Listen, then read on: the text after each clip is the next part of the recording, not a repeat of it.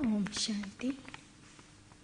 ಮುರಳಿಯ ದಿನಾಂಕ 7/12/2021. मीठे बच्चे, दिल वाला बाप आया है तुम बच्चों की दिल लेने, इसलिए साफ दिल बनो. ಬಾಬಾ ತಿಳಿಸ್ತಾ ಇದ್ದಾರೆ, ಮಧುರ ಮಕ್ಕಳೇ, ಹೃದಯ ರಾಮ ತಂದೆ ಬಂದಿದ್ದರೆ ಮಕ್ಕಳ ಹೃದಯವನ್ನು ಗೆಲ್ಲೋದಕ್ಕಾಗಿ. ಆದ್ದರಿಂದ ಸ್ವಚ್ಛ ಹೃದಯವಂತರಾಗಿರಿ. ನಿಮ್ಮ ಹೃದಯ ಸ್ವಚ್ಛ ಇರಬೇಕು. ಪ್ರಶ್ನೆ: ಸತ್ಯಯುಗಿ ಪದ ಕಾ ಮದಾರ್ ಮುಖ್ಯ ಕಿಸ್ ಬಾತ್ ಪರ್ ಹೈ? ಸತ್ಯಯುಗದ ಪದವಿಗೆ ಆಧಾರ ಯಾವ ಮಾತು ಆಗಿದೆ?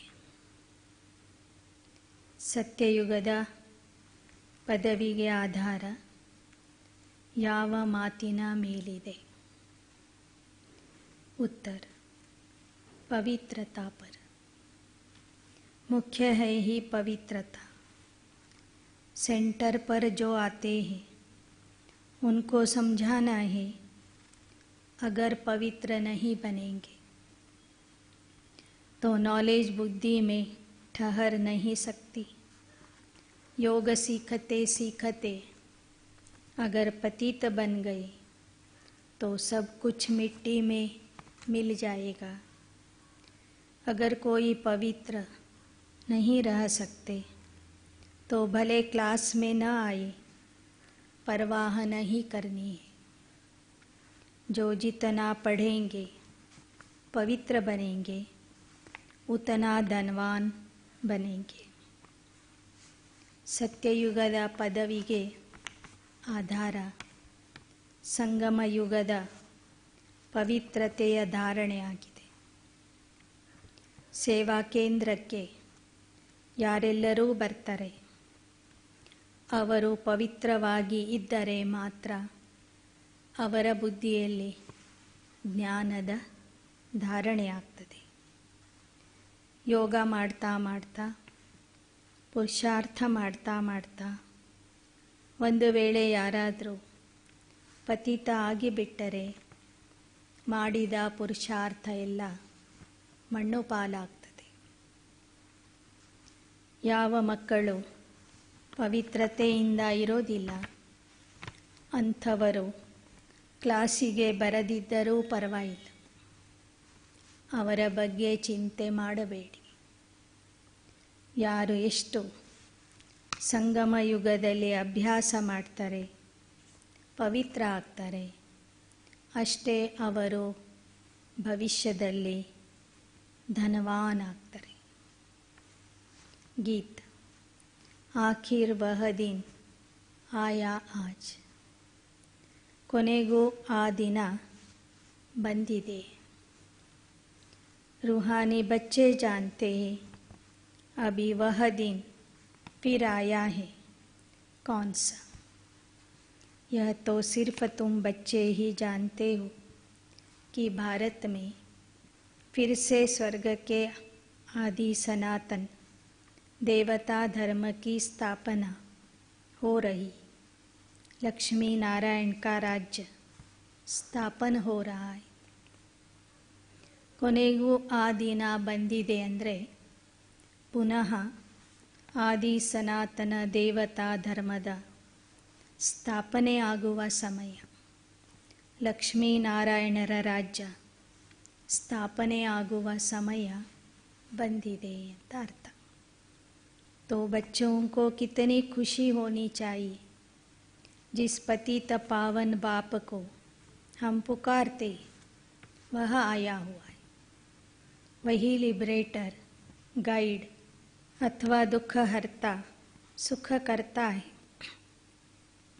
ಯಾರನ್ನ ನಾವು ಕರೀತಾ ಇದ್ವಿ ಪತಿತ ಪಾವನ ಬಾ ಅಂತ, ಹೇ ಮುಕ್ತಿದಾತ, ಮಾರ್ಗದರ್ಶಕ, ದುಃಖಹರ್ತ, ಸುಖಕರ್ತ ಆಗಿರುವಂಥ ತಂದೆ ಬಂದು ನಮ್ಮನ್ನು ಪಾವನ ಮಾಡು ಅಂತ ಕರೀತಾ ಇದ್ವಿ.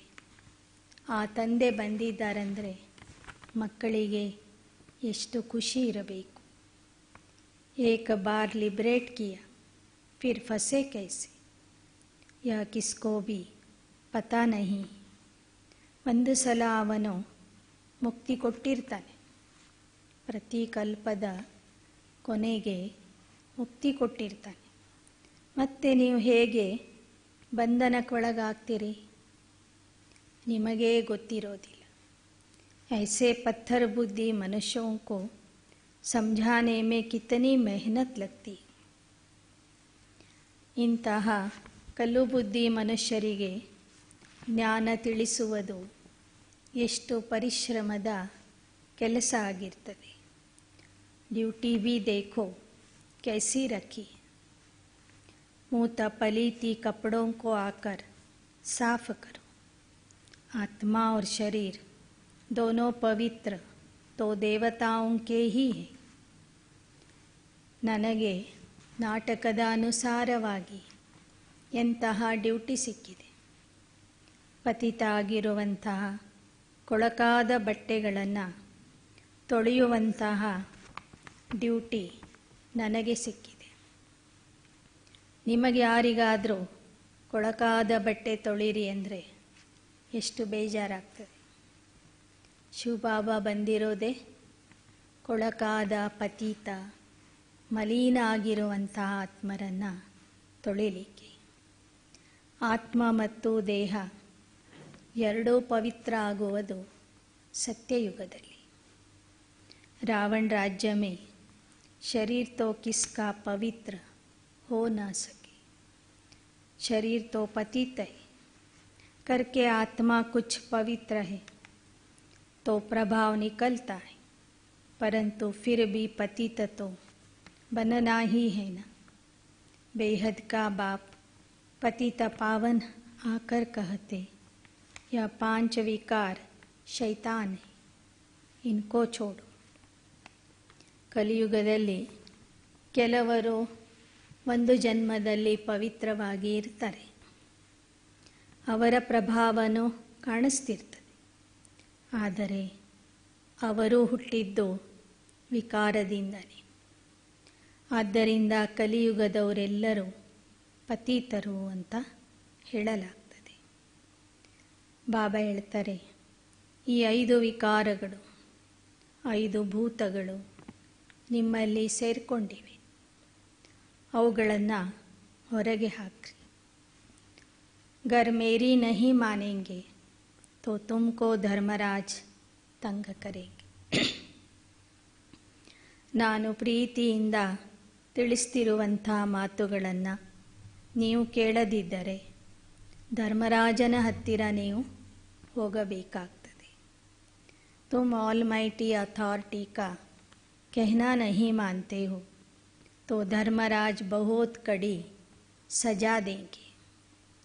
ಸರ್ವಶಕ್ತಿವಂತ ಸರ್ವಾಧಿಕಾರಿ ತಂದೆಯ ಮಾತನ್ನು ನೀವು ಕೇಳೋದಿಲ್ಲ ಅಂದರೆ ಧರ್ಮರಾಜನ ಕಠಿಣ ಶಿಕ್ಷೆಗೆ ಗುರಿಯಾಗ್ತೀರಿ.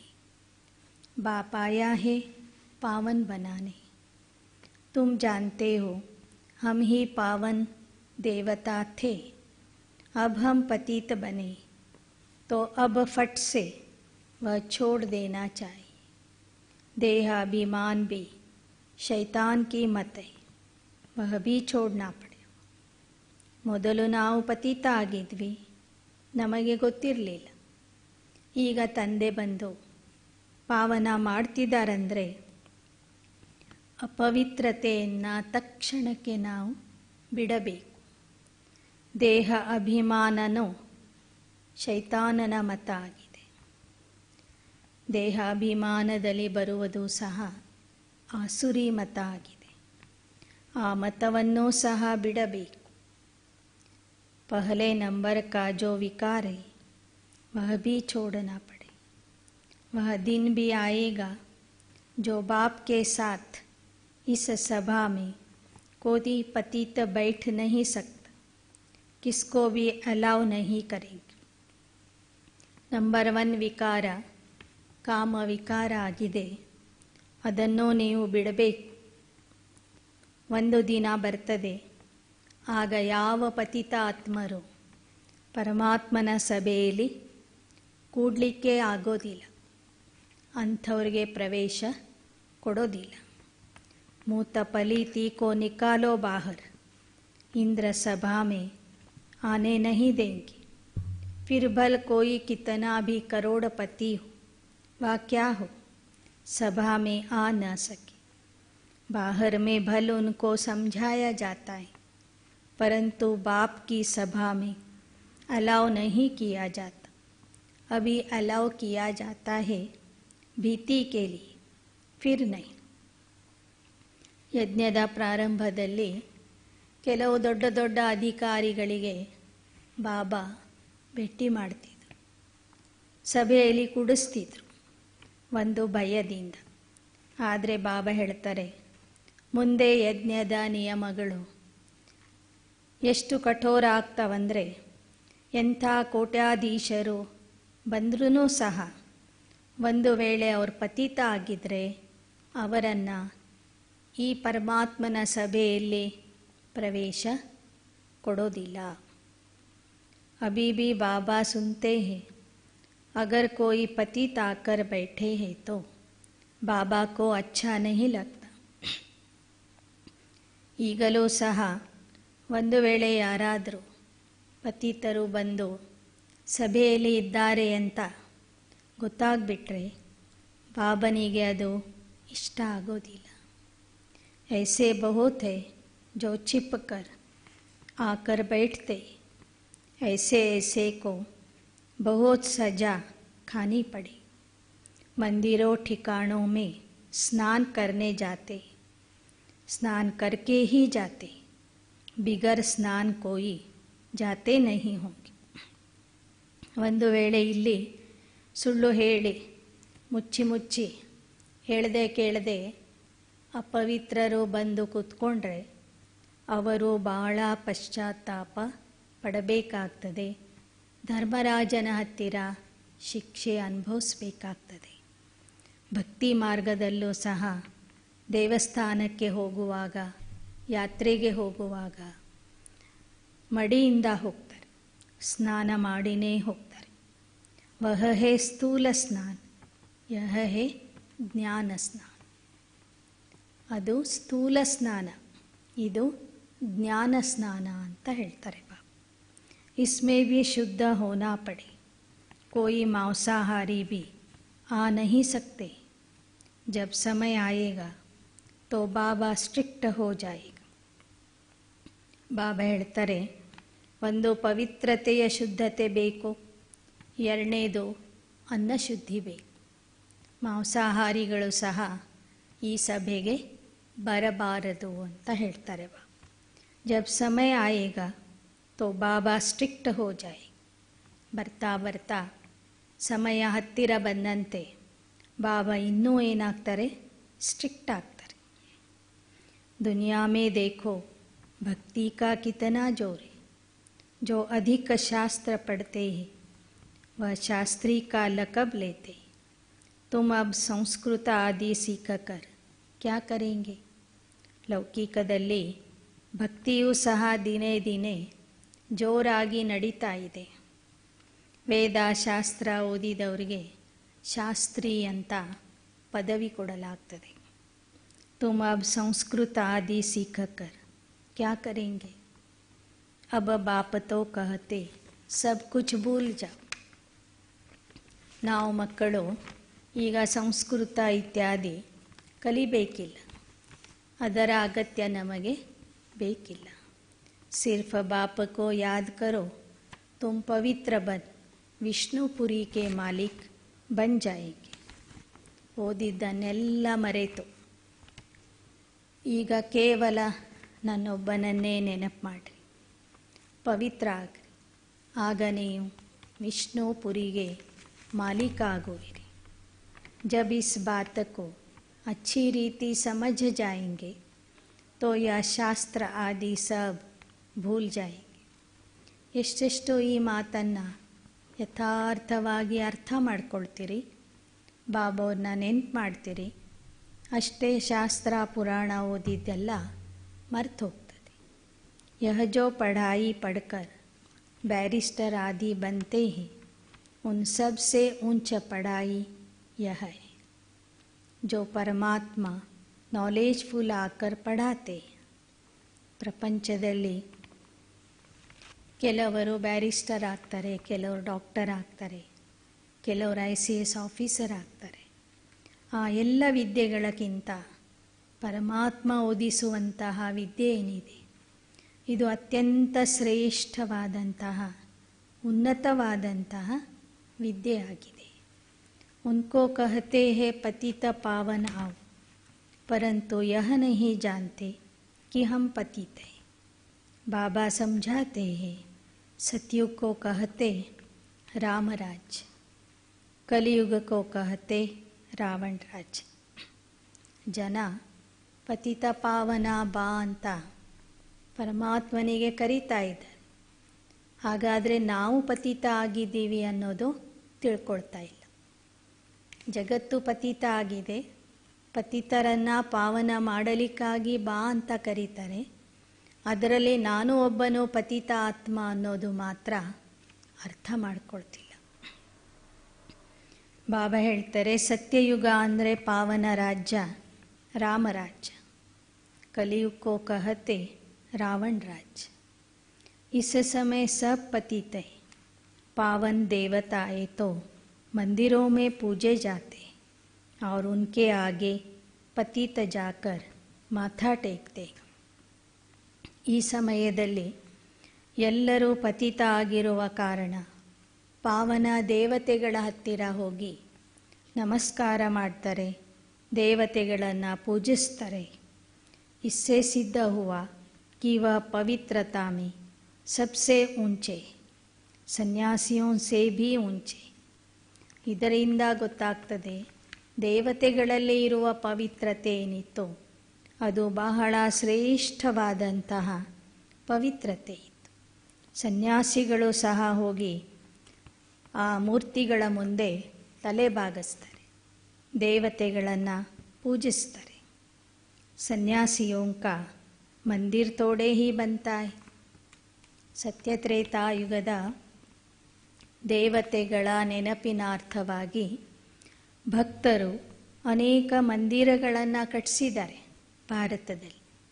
ಆದರೆ ಸನ್ಯಾಸಿಗಳು ಅಥವಾ ಗುರುಗಳ ಮಂದಿರಗಳನ್ನು ಯಾರೂ ಕಟ್ಟಿಸಿಲ್ಲ ಅಂತ ಹೇಳ್ತಾರೆ ಬಾಬಾ. ಜಬ್ ತಮೋ ಪ್ರಧಾನ್ ಭಕ್ತಿ ಮೇ ಚಲೆ ಗಯೆ ತಬ್ ಫಿರ್ ಉನ್ಕಾ ಚಿತ್ರ ರಕ್ತೆ. ದ್ವಾಪರ ಯುಗದಲ್ಲಿ, ಕಲಿಯುಗದ ಪ್ರಾರಂಭದಲ್ಲಿಯೂ ಸಹ, ಕಲಿಯುಗದ ಕೊನೆ ಸಮಯ ಬರೋ ತನಕನೂ ದೇಹಧಾರಿಗಳ ಮಂದಿರಗಳನ್ನು ಕಟ್ಟಿಸ್ತಿರಲಿಲ್ಲ. ಅಂದರೆ ಸನ್ಯಾಸಿಗಳ ಮಂದಿರಗಳನ್ನು ಕಟ್ಟಿಸ್ತಿರಲಿಲ್ಲ, ರಾಜಕೀಯ ನೇತಾಗಳ ಮಂದಿರಗಳನ್ನು ಕಟ್ಟಿಸ್ತಿರಲಿಲ್ಲ. ಕೇವಲ ಸತ್ಯತ್ರೇತಾಯುಗದ ದೇವಿ ದೇವತೆಗಳ ಮಂದಿರಗಳನ್ನು ಕಟ್ಟಿಸ್ತಿದ್ರು. ಯಾವಾಗ ಭಕ್ತಿ ತಮೋ ಪ್ರಧಾನ ಆಗಿಬಿಡ್ತೋ ಆಗ ಜನ ಏನು ಮಾಡ್ತಾ ಇದ್ದಾರೆ, ಈಗ ದೊಡ್ಡ ದೊಡ್ಡ ಮಠಾಧೀಶರ ಮಂದಿರಗಳನ್ನು ಕಟ್ಟಿಸ್ತಾರೆ, ಅವರ ಮೂರ್ತಿಗಳನ್ನು ಸ್ಥಾಪನೆ ಮಾಡ್ತಾ ಇದ್ದಾರೆ. ಜೊತೆಗೆ ಈ ಸಿನಿಮಾ ಆ್ಯಕ್ಟ್ರೆಸ್ಗಳ ಮೂರ್ತಿಗಳನ್ನು ಸ್ಥಾಪನೆ ಮಾಡಿ ಮಂದಿರಗಳನ್ನು ಕಟ್ಟಿಸ್ತಾ ಇದ್ದಾರೆ. ಖುಷ್ಬುಗೂ ಒಂದು ಮಂದಿರ ಕಟ್ಟಿದ್ದಾರೆ, ಇಂದಿರಾ ಗಾಂಧಿಗೆ ಒಂದು ಮಂದಿರ ಕಟ್ಟಿದ್ದಾರೆ. ಇತ್ತೀಚೆಗೆ ಈ ಕಿಚ್ಚ ಯಾರವನು ಸುದೀಪ್, ಅವನ ಮಂದಿರನೂ ಇತ್ತೀಚೆಗೆ ಕಟ್ಟಿಸ್ತಾ ಇದ್ದಾರೆ. ಮನುಷ್ಯೋಂ ಕಿ ಪೂಜಾ ಅರ್ಥಾತ್ ಪಾಂಚ ತತ್ವೋಂ ಕಿ ಪೂಜಾ. ಆದರೆ ವಾಸ್ತವಿಕವಾಗಿ ದ್ವಾಪರ ಕಲಿಯುಗದ ಮನುಷ್ಯರ ಪೂಜೆ ಮಾಡುವುದು ಅಂದರೆ ಪಂಚಭೂತಗಳ ಪೂಜೆ ಮಾಡುವುದು, 5 ತತ್ವಗಳ ಪೂಜೆ ಮಾಡೋದಾಗಿದೆ. ಜಬ್ ಸತೋ ಪ್ರಧಾನ್ ಭಕ್ತಿ ಥಿ, एक की पूजा होती थी, उसको कहा जाता अव्यभिचारी भक्ति. देवताओं को भी ऐसा उसने ही बनाए, तो पूजा भी होनी चाहिए एक की. ಮೊದಲು ಸತೋಪ್ರಧಾನ ಭಕ್ತಿ ಇತ್ತು. ಆಗ ಏಕದೇವ ಉಪಾಸನೆ ನಡೀತಾ ಇತ್ತು. ಅದಕ್ಕೆ ಅವ್ಯಭಿಚಾರಿ ಭಕ್ತಿ ಅಂತಲೂ ಹೇಳಲಾಗ್ತಿತ್ತು. ಯಾಕೆ ಅಂದರೆ ಆ ಪರಮಾತ್ಮ ಒಬ್ಬನೇ ಪರಮ ಪೂಜ್ಯ. ದೇವತೆಗಳನ್ನು ನಿರ್ಮಾಣ ಮಾಡಿದವನು, ರಚಿಸಿದವನೋ ಅವನೇ. ತೋ ಪೂಜಾ ಭಿ ಹೋನಿ ಚಾಹಿಯೇ ಏಕಕ್ಕೆ. ಹಾಗೆ ನೋಡಿದರೆ ವಾಸ್ತವಿಕವಾಗಿ ಭಕ್ತಿ ಮಾರ್ಗದಲ್ಲಿ ಕೇವಲ ಒಬ್ಬನ ಪೂಜೆ ಮಾತ್ರ ನಡಿಬೇಕಿತ್ತು. ಪರಂತು ಯಹ ಡ್ರಾಮಾ ಬನಾ ಹುವಾ ಹೈ. सतो प्रधान सतो रजो में आना ही है. यहाँ भी ऐसे कोई सतो प्रधान बन जाते, कोई सतो, कोई रजो, कोई तमो. ಆದರೆ ನಾಟಕದ ಅನುಸಾರವಾಗಿ ಏಕದೇವ ಉಪಾಸನೆಯಿಂದ ಬಹುದೇವತಾ ಉಪಾಸನೆಗೆ ಬರಬೇಕಿತ್ತು. ನೀವು ಬಂದಿದ್ದೀರಿ. ನಂತರ ವ್ಯಕ್ತಿಗಳ ಪೂಜೆನೂ ಮಾಡಲಿಕ್ಕೆ ಶುರು ಮಾಡಿದ್ರು. ಕೊನೆಗೆ ಜಡ ವಸ್ತುಗಳ ಪೂಜೆ, ಭೂತ ಪೂಜೆ ಇತ್ಯಾದಿಗಳು ಸಹ ನಡೀತಾ ಇದೆ. ಹೀಗೆ ಭಕ್ತಿ ಸತೋ ರಜೋ ತಮೋದಲ್ಲಿ ಬಂದ್ಬಿಡ್ತದೆ. ಹೇಗೆ ನೀವು ಮಕ್ಕಳು ಈ ಕಾಲಚಕ್ರದಲ್ಲಿ ಸತೋ ರಜೋ ತಮೋ ಗುಣದಲ್ಲಿ ಬರ್ತೀರಿ, ಹಾಗೆ ಭಕ್ತಿಯೂ ಸಹ ಸತೋ ರಜೋ ಮತ್ತು ತಮೋ ಗುಣದ ಭಕ್ತಿ ನಡೀತದೆ. सतयुग में फर्स्ट क्लास सफाई रहती, वहाँ शरीर का तो कोई मूल्य रहता नहीं. बिजली पर रखा और खलास. ऐसे नहीं हड्डियाँ कोई नदी आदि में डालेंगे, ऐसे भी नहीं शरीर को कहाँ उठा कर ले जाएंगे. यह तकलीफ़ की बात होती नहीं. बिजली में डाला खलास. यहाँ शरीर के पिछाड़ी ಕಿತನಾ ಮನುಷ್ಯ ರೋತೆ. ಸತ್ಯಯುಗದಲ್ಲಿ ಪ್ರತಿಯೊಂದು ವಿಷಯದಲ್ಲಿ ಸ್ವಚ್ಛತೆ ಇರ್ತದೆ. ಅಲ್ಲಿ ದೇಹ ಬಿಟ್ಟ ನಂತರ ಆ ದೇಹಕ್ಕೆ ಏನು ಜಾಸ್ತಿ ಗೌರವ ಕೊಡೋದಿಲ್ಲ. ಇಲ್ಲಿಯ ಥರ ಮೆರವಣಿಗೆ ಮಾಡೋದು, ಮಣ್ಣು ಮಾಡೋದು, ನಂತರ ಆ ಎಲುಬುಗಳನ್ನು ತಗೊಂಡು ಬಂದು ನದಿಯಲ್ಲಿ ಬಿಡೋದು, ಬೂದಿ ತಗೊಂಡು ಬಂದು ಹೊಲದಲ್ಲಿ ಎಲ್ಲ ಹಾಕೋದು, ಇಂಥ ಪದ್ಧತಿಗಳು ಸತ್ಯಯುಗದಲ್ಲಿ ಇರೋದಿಲ್ಲ. ದೇವತೆಗಳು ದೇಹ ಬಿಟ್ಟ ಕೂಡಲೇ ಕರೆಂಟಲ್ಲಿ ಇಟ್ಟುಬಿಡ್ತಾರೆ. ಅದು ಪೂರ್ಣ ಸುಟ್ಟೋಗಿ ಒಂದು ಮುಷ್ಟಿಯಷ್ಟು ಬೂದಿ ಉಳಿತದಷ್ಟೆ. ಆ ಬೂದಿಯನ್ನು ಅವರು ಯಾವ ನದಿಯಲ್ಲಿನೋ ಹಾಕೋದಿಲ್ಲ, ಅಥವಾ 4 ಜನ ಸೇರಿಕೊಂಡು ಆ ಶವ ಎತ್ಕೊಂಡು ಹೋಗೋದು, ಮೆರವಣಿಗೆ ಮಾಡೋದು, ಭಜನೆ ಮಾಡೋದು ಇಂಥದ್ದೆಲ್ಲ ಅಲ್ಲಿ ಇರೋದಿಲ್ಲ. ಬಿಜ್ಲಿ ಮೇ ಡಾಲಾ ಖಲಾಸ್. ಈ ಕೊನೆಗೂ ಸಹ ನೋಡಿ ಶವ ಸುಡುವಂತಹ ಯಂತ್ರ ಬಂದಿದೆ. ಎಲೆಕ್ಟ್ರಿಸಿಟಿಯಲ್ಲಿ ಶವ ಸುಡ್ತಾರೆ. ಈಗ ನೋಡಿರ್ಬೋದು ನೀವು, ದೊಡ್ಡ ದೊಡ್ಡ ಸಿಟಿಗಳಲ್ಲಿ ಎಲೆಕ್ಟ್ರಿಸಿಟಿಯಲ್ಲಿ ಏನು ಮಾಡ್ತಾರೆ, ಶವ ಸುಡ್ತಾರೆ. ಸಂಪೂರ್ಣ ಬೂದಿ ಆಗಿಬಿಡುತ್ತೆ. ನಮಗೆ ಎಲುಬುಗಳು ಬೇಕು ಅಂದರೆ ಮೊದಲೇ ಹೇಳಿರ್ಬೇಕು ಅವ್ರಿಗೆ. ಆವಾಗ ಸ್ವಲ್ಪ ಬೇಗ ಅದನ್ನು ಆಫ್ ಮಾಡಿ ನಮಗೆ ಕೊಡ್ತಾರೆ. ಸೊ ಕಲಿಯುಗದ ಕೊನೆಗೇನು ವಿಜ್ಞಾನದಿಂದ ಸಾಧನಗಳು ತಯಾರಾಗಿವೆ, ಈ ಸಾಧನಗಳು ಸತ್ಯಯುಗದಲ್ಲೂ ಸಹ ನಮ್ಮ ಕೆಲಸಕ್ಕೆ ಬರ್ತವೆ. ಯಹಾ ತೋ ಶರೀರ್ ಕೆ ಪಿಛಾಡಿ ಕಿತನಾ ಮನುಷ್ಯ ರೋತೆ, ಯಾದ್ ಕರ್ತೆ ಬ್ರಾಹ್ಮಣ ಖಿಲಾತೆ, ವಹಾ ಯಹ ಕೋಯಿ ಭಿ ಬಾತ್ ನಹಿ ಹೋಗಿ. ಇಲ್ಲಿ ನೋಡ್ರಿ, ಒಬ್ಬರು ದೇಹ ಬಿಟ್ಟರೆ ಎಷ್ಟು ಅಳ್ತಾರೆ, ದುಃಖ ಪಡ್ತಾರೆ, ಅವರನ್ನು ನೆನಪು ಮಾಡ್ತಾರೆ. ಮತ್ತು 14 ದಿನ, 13 ದಿನ, 12 ದಿನ ಅಂತ ತಿಥಿ ಮಾಡ್ತಾರೆ. ವರ್ಷನೂ ತಿಥಿ ಶ್ರಾದ್ದ ಮಾಡ್ತಾರೆ. ಜನರನ್ನು ಕರೆಸಿ ಊಟ ಹಾಕ್ತಾರೆ. ಈ ಎಲ್ಲ ಪದ್ಧತಿಗಳು ಸತ್ಯಯುಗದಲ್ಲಿ ಇರೋದಿಲ್ಲ. ಒಬ್ಬರು ದೇಹ ಬಿಟ್ಟು ಹೋದರು ಅಂದರೆ ಮತ್ತೆ ಅವರನ್ನು ನೆನಪೇ ಮಾಡೋದಿಲ್ಲ. ದೇಹ ಬಿಟ್ಟರು ಎಲೆಕ್ಟ್ರಿಸಿಟಿ ಇದರಲ್ಲಿ ಹಾಕಿಬಿಡ್ತಾರೆ, ಸುಟ್ಟೋಗ್ಬಿಡ್ತದೆ ದೇಹ. ಮತ್ತೆ ಅವರನ್ನು ನೆನಪು ಮಾಡಿ ಅಳೋದು, ಅವ್ರ ಶ್ರಾದ್ದ ಮಾಡೋದು, ತಿಥಿ ಮಾಡೋದು, ಎಲ್ಲರಿಗೂ ಕರೆಸಿ ಊಟ ಹಾಕೋದು, ಈ ಪದ್ಧತಿಗಳು ಸತ್ಯಯುಗದಲ್ಲಿ ಇರೋದಿಲ್ಲ. ಬುದ್ಧಿ ಸೇ ಕಾಮ್ ಲೇನಾ ಹೈ, ವಹಾ ಕ್ಯಾ ಕ್ಯಾ ಹೋಗ, ಸ್ವರ್ಗ ತೋ ಫಿರ್ ಕ್ಯಾ, ಬುದ್ಧಿಯಿಂದ ನೀವು ವಿಚಾರ ಮಾಡಿ. ಸ್ವರ್ಗ ಅಂದರೆ ಅಲ್ಲಿ ಏನೇನಿರ್ತದೆ, ಅದು ಹೇಗಿರಬಹುದು. ಯಹ ಹೇ ನರ್ಕ झूठ खंड, झूठी काया झूठी माया, ಗೌರ್ಮೆಂಟ್ ಕಹತಿ ಗೌ ಕೋಸ್ ಬಂದ್ ಕರು. ಸ್ವರ್ಗ ಅಂದ್ರೇ ಸ್ವರ್ಗ, ನರ್ಕ ಅಂದರೆ ಸುಳ್ಳು ಪ್ರಪಂಚ. ಅದಕ್ಕೆ ಹೇಳ್ತಾರೆ ಸುಳ್ಳು ಮಾಯೆ, ಸುಳ್ಳು ಕಾಯೆ ಅಂತ. ಸರ್ಕಾರ ಹೇಳ್ತದೆ ಗೋ ಹತ್ಯೆಯನ್ನು ನಿಲ್ಲಿಸ್ರಿ. ಉನೋಂಕೋ ಲಿಖನಾ ಚಾಹಿಯೆ ಪಹಲಾ ಯಹ ಕೋಸ ಹೇ ಬಡಾ ಭಾರಿ, ಏಕ ದೋ ಪರ್ ಕಾಮ್ ಕಟಾರಿ ಚಲಾನ ಯಹ ಕೋಸ್ ಬಂದ್ ಕರು, ಯಹ ಕಾಮ ಮಹಾಶತ್ರು. ನೀವು ಸರ್ಕಾರಕ್ಕೆ ತಿಳಿಸ್ರಿ, ಗೋ ಹತ್ಯೆಗಿಂತ ಮೊದಲು ಜನ ಏನು ವಿಕಾರದ ಹಿಂಸೆ ಮಾಡ್ತಾ ಇದ್ದಾರೆ, ಹತ್ಯೆ ಮಾಡ್ತಾ ಇದ್ದಾರೆ, ಪರಸ್ಪರರ ಹತ್ಯೆ ಮಾಡ್ತಾ ಇದ್ದಾರೆ. ಇದನ್ನು ನಿಲ್ಲಿಸ್ರಿ. ಆದಿ ಮಧ್ಯ ಅಂತ್ಯ ಯಹ ಕಾಮ ಮಹಾಶತ್ರು ದುಃಖ ದೇತೆ, ಉಸ್ ಪರ್ ಜೀತ ಪೈ. ನರ್ಕದ ಆದಿ ಮಧ್ಯ ಅಂತ್ಯದಲ್ಲಿ ಈ ಕಾಮ ಮಹಾಶತ್ರುನೇ ಆತ್ಮರಿಗೆ ದುಃಖ ಕೊಡ್ತಿದೆ. ಅದನ್ನು ಮೊದಲು ಗೆಲ್ಲಲಿಕ್ಕೆ ತಿಳಿಸ್ರಿ. ತುಮ್ ಪವಿತ್ರ ಬನೋ ತೋ ಪವಿತ್ರ ದುನಿಯಾ ಕೆ ಮಾಲಿಕ್ ಬನಿ, ವहाँ देवताओं का न्यू ब्लड है, वह कहते बच्चों का न्यू ब्लड है, परंतु यहाँ नया ब्लड कहाँ से आए, यहाँ पुराना ब्लड है. सतयुग में जब नया शरीर मिलेगा तब नया ब्लड भी होगा. ದೇವತೆಗಳ ರಕ್ತ ಏನಿದೆ ಅಲ್ಲ, ಅದು ಹೊಸ ರಕ್ತ. ಇಲ್ಲಿಯವರ ಯುವಕರ ರಕ್ತನೇ ಇರಬಹುದು, ಮಕ್ಕಳ ರಕ್ತನೇ ಇರಬಹುದು. ಇವೆಲ್ಲ ಕಲಬೇರಿಕೆ ರಕ್ತ ಅಂತ ಹೇಳ್ತಾರೆ. ಹಳೆ ರಕ್ತನೇ ಇದು. ಯಾಕೆಂದರೆ ತಂದೆ ತಾಯಿಗಳು ಏನಾಗಿದೆ, ಹಳಬ್ರು. ಪ್ರಕೃತಿನೂ ಹಳೇದು, ತತ್ವಗಳು ಹಳೇದಾಗಿವೆ, ತಮೋಪ್ರಧಾನ ಆಗಿವೆ.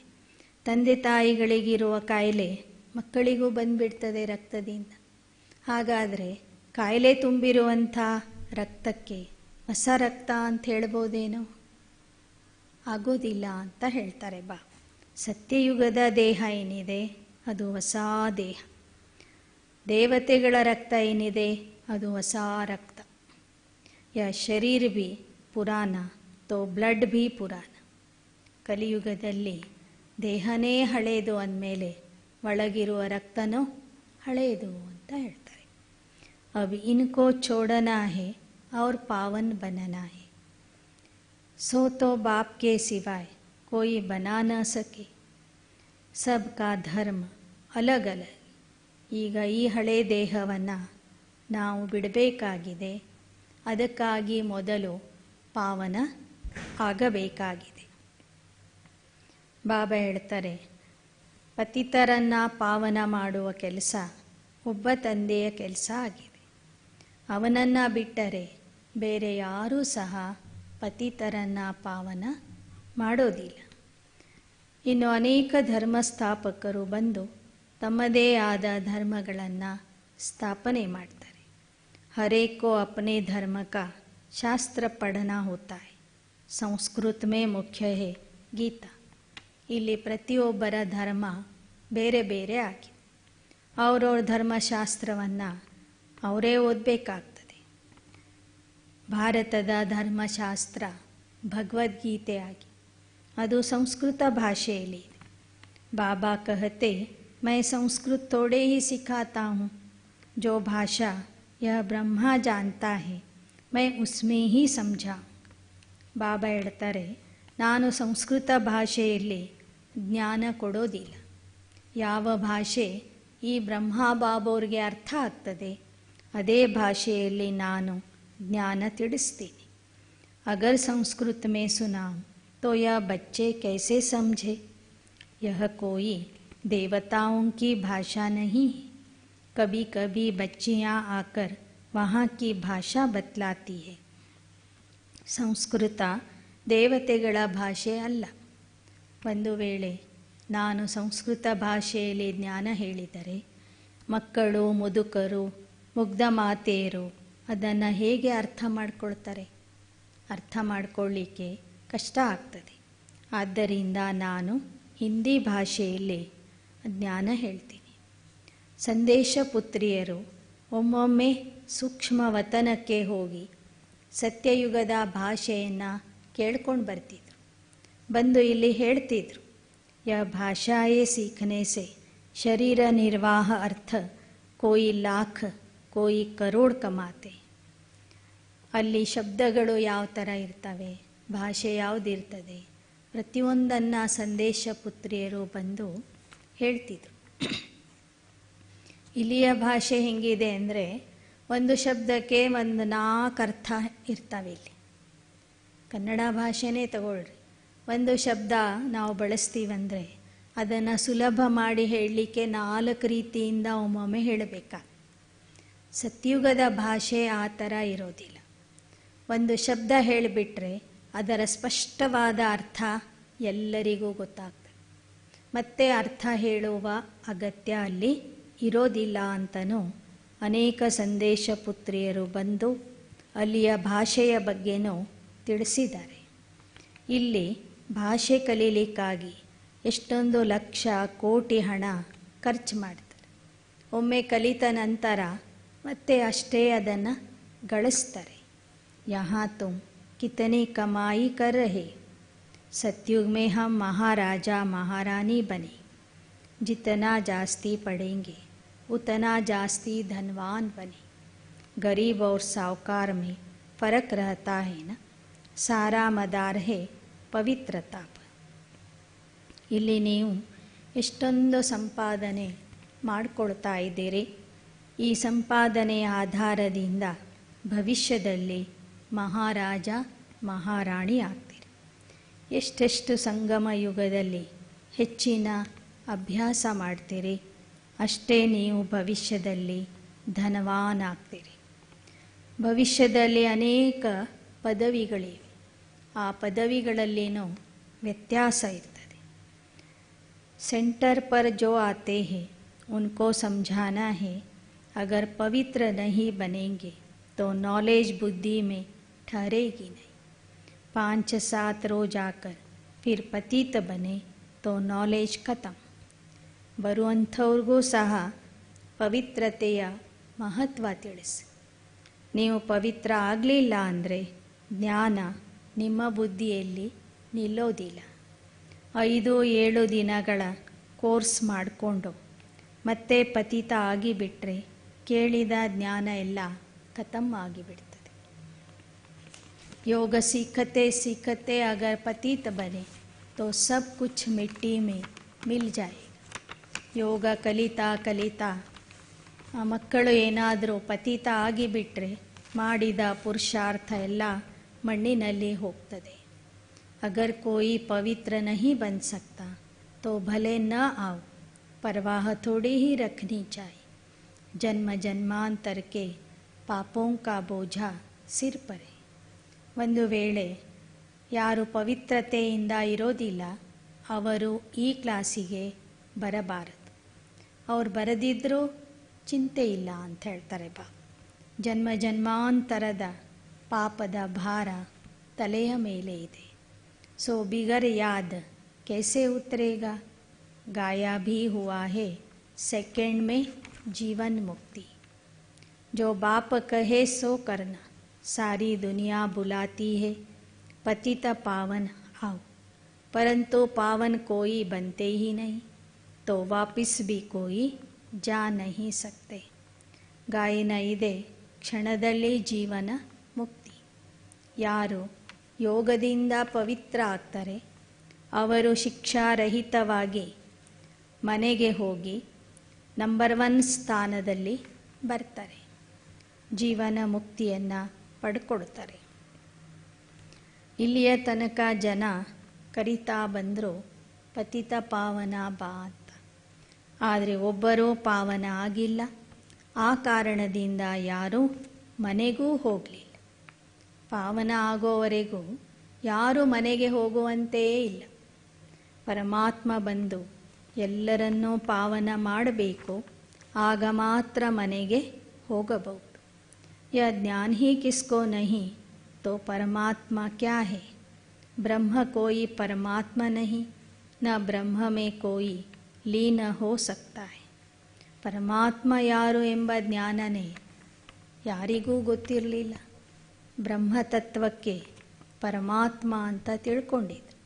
ಆ ಬ್ರಹ್ಮದಲ್ಲಿ ಹೋಗಿ ಐಕ್ಯ ಆಗ್ತೀವಿ ಅಂತ ಹೇಳ್ಕೊಂಡಿದ್ರು. ಆದರೆ ಯಾರೂ ಸಹ ಬ್ರಹ್ಮತತ್ವದಲ್ಲಿ ಐಕ್ಯ ಆಗೋದಿಲ್ಲ. ಬ್ರಹ್ಮತತ್ವ ಅಂದರೆ ನಮ್ಮ ಮನೆ. ಕೊನೆಗೆ ನಾವು ಮನೆಗೆ ಹೋಗಿ ಸೇರ್ಕೊಳ್ತೀವಿ ವಿನಃ ಆ ಮನೆಯಲ್ಲಿ ಐಕ್ಯ ಆಗೋದಿಲ್ಲ. पुनर्जन्म में तो सबको आना है, क्योंकि आत्मा अविनाशी। वह समझते हैं बुद्ध वापिस चला गया, परंतु उसने जो स्थापना की तो जरूर पालना भी करेंगे, नहीं तो पालना कौन करेंगे। ಹೇಳ್ತಾರೆ ಬುದ್ಧ ವಾಪಸ್ ಹೋಗಿದ್ದಾನೆ. ಬಾಬಾ ಹೇಳ್ತಾರೆ ಅವನು ವಾಪಸ್ ಹೋಗಿಲ್ಲ. ಧರ್ಮಸ್ಥಾಪಕರು ಧರ್ಮಸ್ಥಾಪನೆ ಮಾಡ್ತಾರೆ ಎಂದ ಮೇಲೆ ಅವರ ಅನುಯಾಯಿಗಳ ಪಾಲನೆಯೂ ಅವರೇ ಮಾಡಬೇಕಾಗ್ತದೆ. ಆ ಲೀಡರೇ ಹೋಗಿಬಿಟ್ರೆ ಆ ಧರ್ಮದವರ ಪಾಲನೆ ಯಾರು ಮಾಡಬೇಕು? ವಹ ವಾಪಸ್ ಕೈಸೆ ಜಾ ಸಕ್ತೆ? ತುಮ್ ಐಸೆ ಥೋಡೆ ಹಿ ಕಹತೆ ಹೋ कि हम मुक्ति में जाकर बैठ जाए। तुम जानते हो हम अपना धर्म स्थापन कर रहे, फिर पालना भी करेंगे। वह पावन धर्म था, अब पतित बन पड़े। ಹೇಗೆ ದೇವತಾ ಧರ್ಮದ ಸ್ಥಾಪನೆಯಲ್ಲಿ ನಾವೆಲ್ಲರೂ ಸಹಯೋಗಿ. ನಮಗೆ ಮಹಾರಾಜ ಮಹಾರಾಣಿಯಾಗಿ ಶ್ರೀ ಲಕ್ಷ್ಮೀನಾರಾಯಣ ಪಾಲನೆ ಕೊಡ್ತಾರೆ. ಹಾಗೆ ಆಯಾ ಧರ್ಮ ಸ್ಥಾಪಕರೇ ಆ ಧರ್ಮಕ್ಕೆ ಏನಾಗಿರ್ತಾರೆ? ಪಾಲಕ ಆಗಿರ್ತಾರೆ. ಆ ಧರ್ಮದ ಅನುಯಾಯಿಗಳಿಗೆ ಅವರೇ ಪಾಲನೆ ಕೊಡಬೇಕಾಗ್ತದೆ. ತುಮ್ ಜಾನ್ತೆ ಹೋ हम अपना धर्म स्थापन कर रहे हैं, फिर पालना भी करेंगे। वह पावन धर्म था, अब पतित बन पड़े। यह देवता धर्म का झाड़ मीठे ते मीठा झाड़ है। इसकी स्थापना का कलम लग रहा है, कार्य हो रहा है। ದೇವತಾ ಧರ್ಮದ ವೃಕ್ಷ ಬಹಳ ಮಧುರಾತಿ ಮಧುರ ವೃಕ್ಷ ಆಗಿತ್ತು. ಆ ವೃಕ್ಷದ ಸ್ಥಾಪನೆ ಮತ್ತೆ ಆಗ್ತಾ ಇದೆ. ಆ ವೃಕ್ಷದ ಸಸಿಯನ್ನು ಪರಮಾತ್ಮ ಈಗ ನೆಡ್ತಾ ಇದ್ದಾನೆ. ಶಾಸ್ತ್ರ ಆದಿ ಜೋ ಭಿ ಬನಾಯೆ ಯಹ ಹೈ ಸಬ್ ಭಕ್ತಿ ಮಾರ್ಗ ಕೆ ಲಿಯೆ. ಏಕ ಬಾಬಾ ಕಾ ಹಿ ಗಾಯನ್ ಹೈ कि आकर मनुष्य से देवता बनाते हैं. ಪರಮಾತ್ಮ ಒಬ್ಬನ ಬಗ್ಗೆ ಮಾತ್ರ ಗಾಯನ ಇದೆ. ಪರಮಾತ್ಮ ಬಂದು ಮನುಷ್ಯರನ್ನು ದೇವತಾ ಮಾಡ್ತಾನೆ ಅಂತ.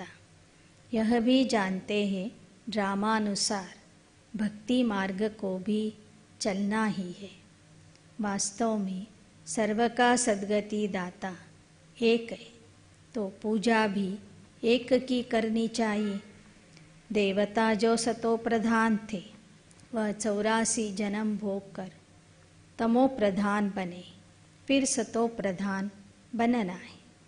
ಸರ್ವರ ಸದ್ಗತಿದಾತ ಪರಮಾತ್ಮ ಒಬ್ಬನೇ ಅಂದ ಮೇಲೆ ವಾಸ್ತವಿಕವಾಗಿ ಭಕ್ತಿನೂ ಅವನ ಒಬ್ಬನ ಭಕ್ತಿ ನಡಿಬೇಕಿತ್ತು. ಆದರೆ ನಾಟಕದ ಅನುಸಾರವಾಗಿ ಅನೇಕರ ಭಕ್ತಿ ನಡೀತಾ ಬಂದಿದೆ. ಯಾರು ಸತೋಪ್ರಧಾನ ದೇವತೆಗಳಾಗಿದ್ದರು ಅವರು 84 ಜನ್ಮಗಳಲ್ಲಿ ಬಂದು ಕೊನೆಗೆ ತಮೋಪ್ರಧಾನ ಆಗಿದ್ದಾರೆ. ಮತ್ತೆ ಈಗ ತಂದೆಯ ನೆನಪಿನಿಂದ ಸತೋಪ್ರಧಾನ ಆಗಬೇಕಾಗಿದೆ. सिवाय बाबा की याद के सतोप्रधान बन न सके. न किसी में बनाने की ताकत है सिवाय बाप की. याद भी एक को ही करना है. यह है अव्यभिचारी याद. अनेकों को याद करना यह है ವ್ಯಭಿಚಾರಿಪನ. ಒಬ್ಬ ತಂದೆಯನ್ನು ನೆನಪು ಮಾಡುವಂತಹ ಯೋಗ ಏನಿದೆ ಅದಕ್ಕೆ ಅವ್ಯಭಿಚಾರಿ ಯೋಗ, ಅವ್ಯಭಿಚಾರಿ ನೆನಪು ಅಂತ ಹೇಳಲಾಗ್ತದೆ. ತಂದೆಯ ವಿನಃ ಆತ್ಮರನ್ನು ಪಾವನ ಮಾಡುವಂಥ ಶಕ್ತಿ ಬೇರೆ ಯಾರಲ್ಲಿಯೂ ಇಲ್ಲ. ಆತ್ಮ ಜಾನ್ತಿ ಹೇ शिव हमारा बाबा है। सब तरफ जहाँ भी देखो शिव को पूजते, देवताओं के आगे भी शिव को रखा है। वास्तव में देवताएं तो पूजा करते नहीं, गायन भी है, दुख में सिमरन सब करे, ಸುಖ ಮೇ ಕರೇನ ಕೋಯ್. ಬಾಬಾ ಹೇಳ್ತಾರೆ, ಎಲ್ಲ ಕಡೆಗೂ ಶಿವನ ಪೂಜೆಯನ್ನು ತೋರಿಸ್ತಾರೆ, ಶಿವನಿಗೆ ಪೂಜೆ ಮಾಡ್ತಾರೆ. ದೇವತೆಗಳ ಮುಂದೆಯೂ ಸಹ ಶಿವಲಿಂಗ ಇಟ್ಟಿರ್ತಾರೆ. ವಾಸ್ತವಿಕವಾಗಿ ಸತ್ಯತ್ರೇತಾಯುಗದ ದೇವತೆಗಳು ಶಿವನ ಪೂಜೆ ಮಾಡೋದಿಲ್ಲ. ಸರ್ವಾತ್ಮರ ತಂದೆಯ ಚಿತ್ರದಲ್ಲಿ ನಾವೇನು ತೋರಿಸಿದ್ದೀವಲ್ಲ, ರಾಮನ ಮುಂದೆ ಒಂದು ಶಿವಲಿಂಗ, ಕೃಷ್ಣನ ಮುಂದೆ ಒಂದು ಶಿವಲಿಂಗ, ವಾಸ್ತವಿಕವಾಗಿ ಅದು ತಪ್ಪಾಗಿದೆ. ಯಾಕೆ ಅಂದರೆ ತ್ರೇತಾಯುಗದ ರಾಮ ಶಿವಲಿಂಗದ ಪೂಜೆ ಮಾಡೋದಿಲ್ಲ, ಸತ್ಯಯುಗದ ಶ್ರೀಕೃಷ್ಣ ಶಿವಲಿಂಗದ ಪೂಜೆ ಮಾಡೋದಿಲ್ಲ. ಎರಡೂ ಯುಗದಲ್ಲಿ ಭಕ್ತಿ ಅನ್ನೋದೇ ಇರೋದಿಲ್ಲ. ಆದರೂ ಯಾಕೆ ಆ ಥರ ತೋರಿಸಿದಾರಂದರೆ ದೇವತೆಗಳಿಗಿಂತನೂ ಅವನು ದೊಡ್ಡವನು ಅನ್ನುವಂತಹ ಒಂದು ವಿಚಾರ ಸ್ಪಷ್ಟ ಮಾಡೋದಕ್ಕಾಗಿ. ಎಲ್ಲ ದೇವತೆಗಳಿಗೂ ದೇವ ಪರಮಾತ್ಮ ಆಗಿದ್ದಾನೆ. ಎಲ್ಲರಿಗಿಂತ ಮೇಲೆ ಇರುವಂಥ ಶಕ್ತಿಯೇ ಆ ಪರಮಶಕ್ತಿ ಶಿವ ಆಗಿದ್ದಾನೆ ಅನ್ನೋದನ್ನು ಜನರಿಗೆ ಸ್ಪಷ್ಟ ಮಾಡುವುದಕ್ಕಾಗಿ ಆ ಥರದ ಚಿತ್ರ ಮಾಡಲಾಗಿದೆ. ಎಲ್ಲ ದೇವತೆಗಳ ಮುಂದೆನೂ ಶಿವಲಿಂಗ ತೋರಿಸ್ತಾರೆ ಭಕ್ತಿ ಮಾರ್ಗದಲ್ಲಿ. ಅದರ ಅರ್ಥನೂ ಅದೇ ಆಗಿದೆ ಅಂತ ಹೇಳ್ತಾರೆ. ದೇವತೆಗಳಕ್ಕಿಂತನೂ ಮೇಲಿರುವಂಥವನು ಆ ನಿರಾಕಾರ ಶಿವ ಆಗಿದ್ದಾನೆ. ದೇವತಾಯೇ ಪೂಜಾ ಕೈಸೆ ಕರೆಂಗೆ ವಹ ಹೇ ರಾಂಗ್, झूठी ಮಹಿಮಾ ಥೋಡೆ ಹಿ ದಿಖಾನಿ ಚಾಯಿ. ದುಃಖ ಬಂದಾಗ ಎಲ್ಲರೂ ಪರಮಾತ್ಮನ ನೆನಪು ಮಾಡ್ತಾರೆ. ದೇವತೆಗಳ ಜೀವನದಲ್ಲಿ ದುಃಖನೇ ಇರಲ್ಲ ಅಂದಮೇಲೆ ಅವರು ಪರಮಾತ್ಮನನ್ನು ನೆನಪೂ ಮಾಡೋದಿಲ್ಲ, ಪೂಜೆನೂ ಮಾಡೋದಿಲ್ಲ.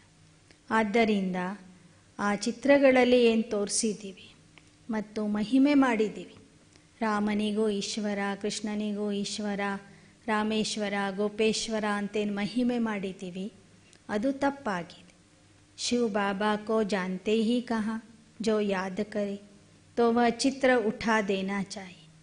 बाकी पूजा करने वाले सिंगल ताज वाले दिखाने चाहिए.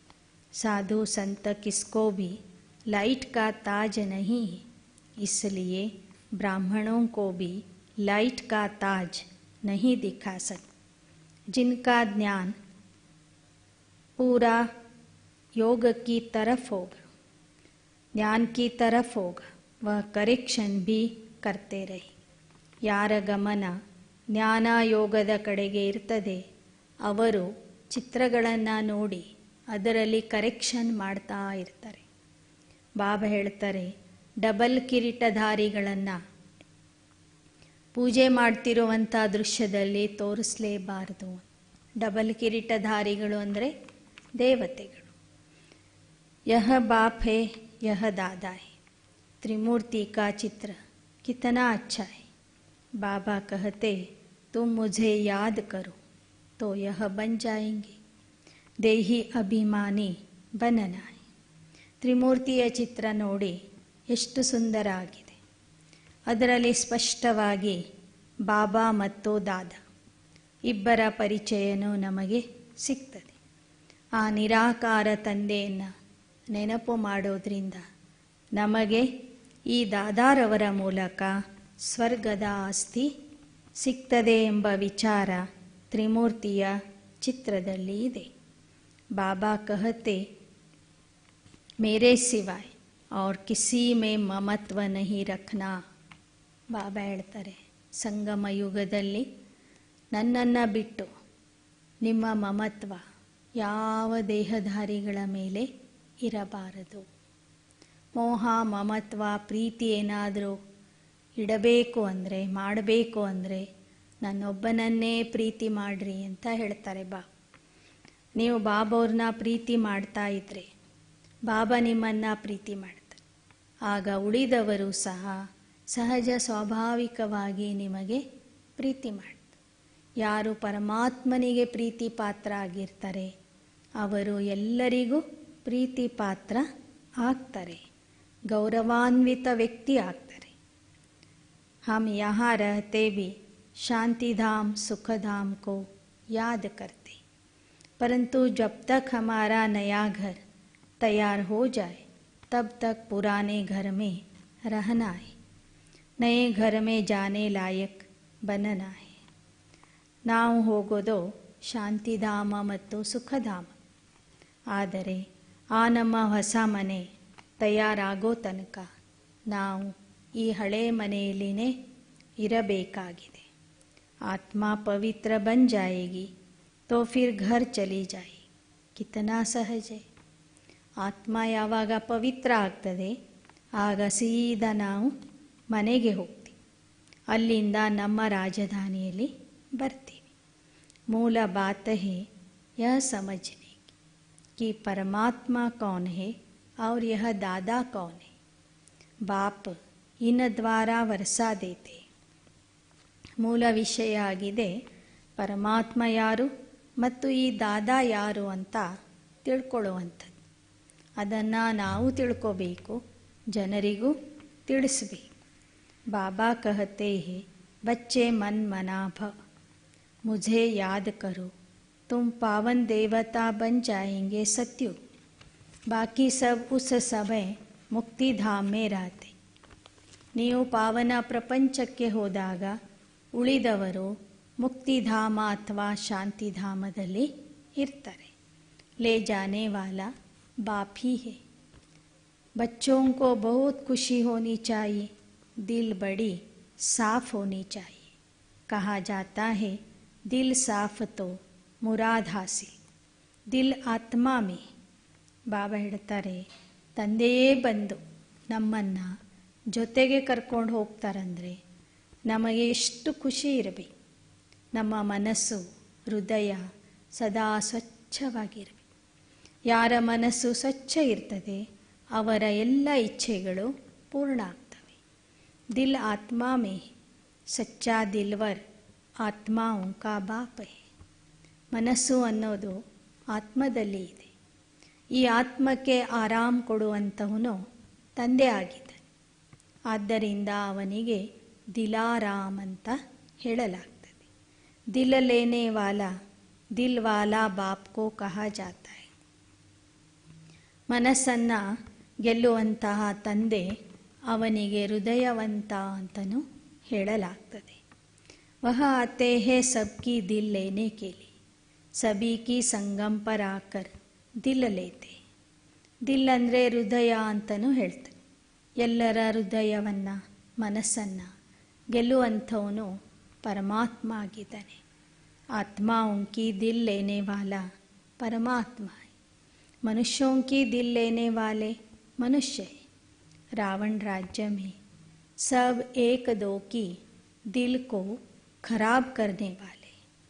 ಆತ್ಮರ ಹೃದಯವನ್ನು ಆಕರ್ಷಣೆ ಮಾಡೋನು ಪರಮಾತ್ಮ. ಮನುಷ್ಯರ ಹೃದಯಗಳನ್ನು ಮನುಷ್ಯರೇ ಗೆಲ್ತಾ ಇದ್ದಾರೆ ಈ ಪ್ರಪಂಚದಲ್ಲಿ. ಆದರೆ ಆತ್ಮರ ಮನಸ್ಸನ್ನು ಗೆಲ್ಲುವಂಥವನು ಪರಮಾತ್ಮ ಆಗಿದ್ದಾನೆ.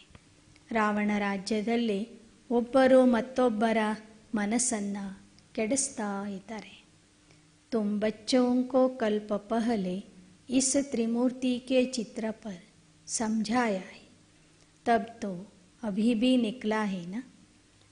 अभी कितने चित्र निकले हैं समझाने के लिए. सीढ़ी भी कितनी अच्छी, फिर भी समझते नहीं.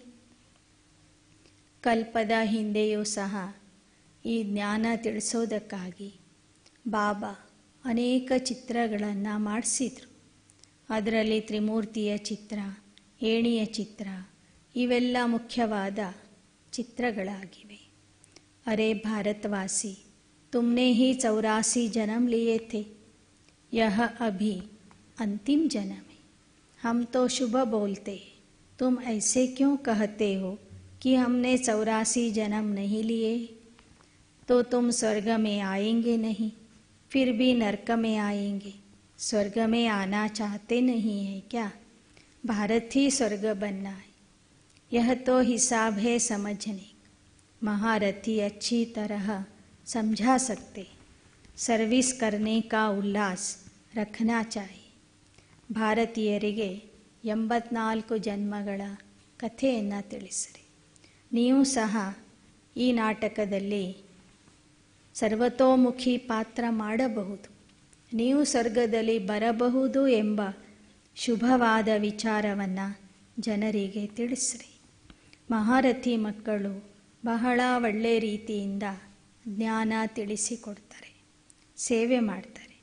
ಸರ್ವಿಸ್ करने का उल्लास रखना चाहिए. हम जाकर किसको दान दे, धन होगा ही नहीं तो दान देने का ख्याल भी नहीं आएगा. ನಮ್ಮ ಹತ್ರ ಜ್ಞಾನಧನ ಇತ್ತು ಅಂದರೆ ದಾನ ಮಾಡಲಿಕ್ಕೆ ನಾವು ಸಿದ್ಧರಾಗ್ತೀವಿ.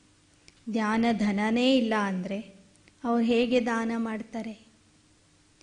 ದಾನ ಮಾಡುವ ಆಸಕ್ತಿ ಅವರಲ್ಲಿ ಇರೋದಿಲ್ಲ. ಪಹಲೆ ಪೂಛನಾ ಚಾಹಿಯೆ ಕ್ಯಾ ಆಶಾ ರಖ ಕರ್ ಆಯೆ ಹೋ, ದರ್ಶನ್ ಕಿ ಯಹಾ ಬಾತ್ ಹಿ ನಹೀ, ಬೇಹದ್ ಬಾಪ್ ಸೆ ಬೇಹದ್ ಕಾ ಸುಖ ಲೇನಾ. ಹೊಸದಾಗಿ ಬರುವಂಥವ್ರಿಗೆ ಪ್ರಶ್ನೆ ಮಾಡಿ, ನೀವು ಯಾವ ಆಶೆಯಿಂದ ಯಾವ ಉದ್ದೇಶದಿಂದ ಇಲ್ಲಿ ಬಂದಿದ್ದೀರಿ? ಇಲ್ಲಿ ಯಾರ ದರ್ಶನವೂ ಇರೋದಿಲ್ಲ.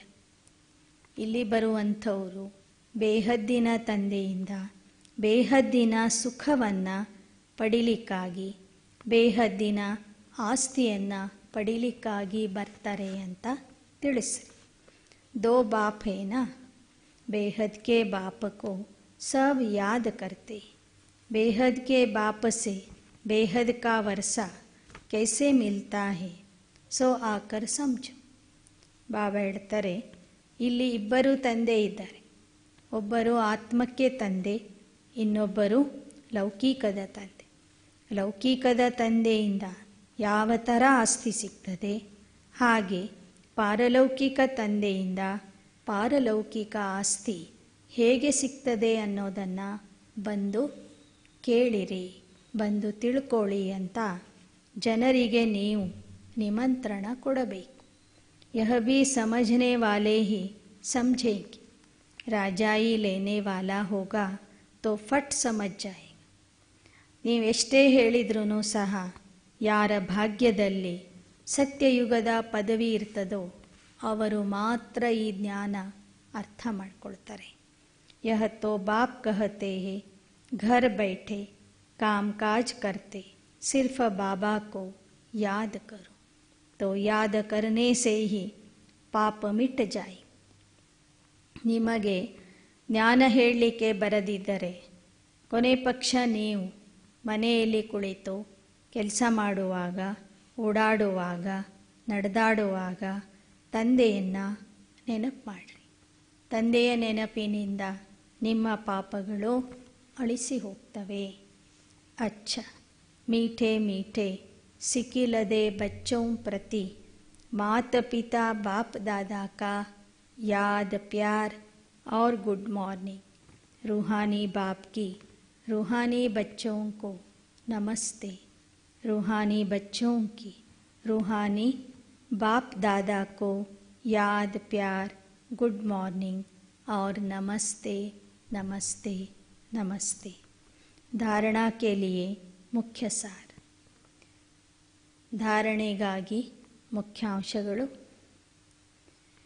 कभी भी एक दो की दिल खराब नहीं करनी है. सर्विस करने का उल्लास रखना है. ज्ञान धन है तो दान जरूर करना है. ಒಬ್ಬರು ಮತ್ತೊಬ್ಬರ ಮನಸ್ಸನ್ನು ಕೆಡಿಸಬಾರದು. ಸೇವೆಯ ಉಲ್ಲಾಸ ಮಕ್ಕಳಲ್ಲಿ ಇರಬೇಕು. ಜ್ಞಾನಧನ ಇದ್ದರೆ ಅದನ್ನು ಅವಶ್ಯವಾಗಿ ದಾನ ಮಾಡಬೇಕು. ಯಾರಲ್ಲಿ ಜ್ಞಾನಧನ ಇದೆ ಅವರು ಅದನ್ನು ದಾನ ಮಾಡಬೇಕು. ಎರಡನೇ, ನಯೇ ಘರ್ ಮೇ ಚಲನೆ ಕೆ ಲಿಯೆ ಸ್ವಯಂ ಕೋ ಲಾಯಕ್ ಬನಾನಾ ಹೈ. ಆತ್ಮಾ ಕೋ ಯಾದ ಕೆ ಬಲ್ ಸೆ ಪಾವನ್ ಬನಾನಾ ಹೈ. ಹೊಸ ಮನೆಗೆ ಹೋಗಬೇಕಾದರೆ ಮೊದಲು ನಿಮ್ಮನ್ನು ಲಾಯಕ ಮಾಡಿಕೊಳ್ಳಿರಿ. ಸ್ವರ್ಗದ ಲಾಯಕ ಮಾಡಿಕೊಳ್ಳಿರಿ. ಆತ್ಮನನ್ನು ನೆನಪಿನ ಬಲದಿಂದ ಪಾವನ ಮಾಡಿಕೊಳ್ಳಬೇಕು.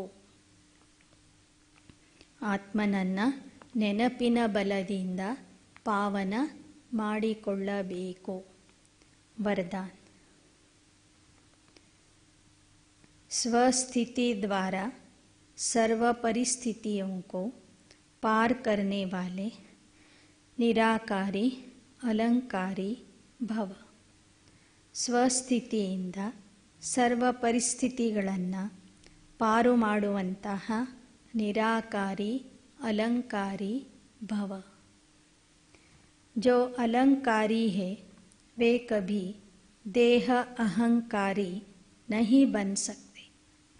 निराकारी और अलंकारी रहना यही है मन मना भव मध्याजी भव. ಯಾವ ಮಕ್ಕಳು ತಂದೆ ಕೊಟ್ಟಂತಹ ಗುಣಗಳನ್ನು ಧಾರಣೆ ಮಾಡಿಕೊಂಡಿರ್ತಾರೆ, ಗುಣಗಳಿಂದ ಅಲಂಕಾರಿ ಆಗಿರ್ತಾರೆ, ಅಲಂಕೃತ ಆಗಿರ್ತಾರೆ, ಅವರಲ್ಲಿ ಎಂದೂ ದೇಹದ ಅಹಂಕಾರ ಬರೋದಿಲ್ಲ. ಅವರು ಎಂದೂ ದೇಹ ಅಹಂಕಾರಿ ಆಗೋದಿಲ್ಲ.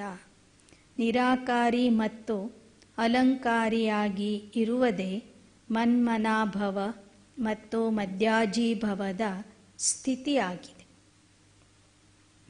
ನಿರಾಕಾರಿ ಮತ್ತು ಅಲಂಕಾರಿ ಆಗುವುದು ಅಂದರೆ ಮನ್ಮನಾಭವ ಮತ್ತು ಮಧ್ಯಾಜೀಭವದ ಸ್ಥಿತಿಯಲ್ಲಿ ಇರುವುದು. ನಿರಾಕಾರಿ ಅಂದರೆ ಆತ್ಮ ಆಗಿ ತಂದೆಯನ್ನು ನೆನಪು ಮಾಡೋದು, ಇದು ಮನ್ಮನಾಭವದ ಅರ್ಥ. ಅಲಂಕಾರಿಯಾಗೋದಂದರೆ ಗುಣಗಳ ಧಾರಣೆ ಮಾಡಿಕೊಳ್ಳೋದು, ಜ್ಞಾನದ ಧಾರಣೆ ಮಾಡಿಕೊಳ್ಳೋದು, ಇದು ಮಧ್ಯಾಜೀಭವದ ಅರ್ಥ. ಮಧ್ಯಾಜೀಭವ ಅಂದರೆ ಗುಣಸಂಪನ್ನ ಆಗಿ ಸ್ವರ್ಗದ ಲಾಯಕ ಆಗೋದು. ಸೊ ಅಲಂಕಾರಿ ಅಂದ್ರೇ ಮಧ್ಯಾಜೀಭವ, ನಿರಾಕಾರಿ ಅಂದರೆ ಮನ್ಮನಾಭವ ಆಗಿದೆ. जब ऐसी स्वस्थिति में सदा स्थित रहते तो सर्व परिस्थितियों को सहज ही पार कर लेते. इससे अनेक पुराने स्वभाव समाप्त हो जाते.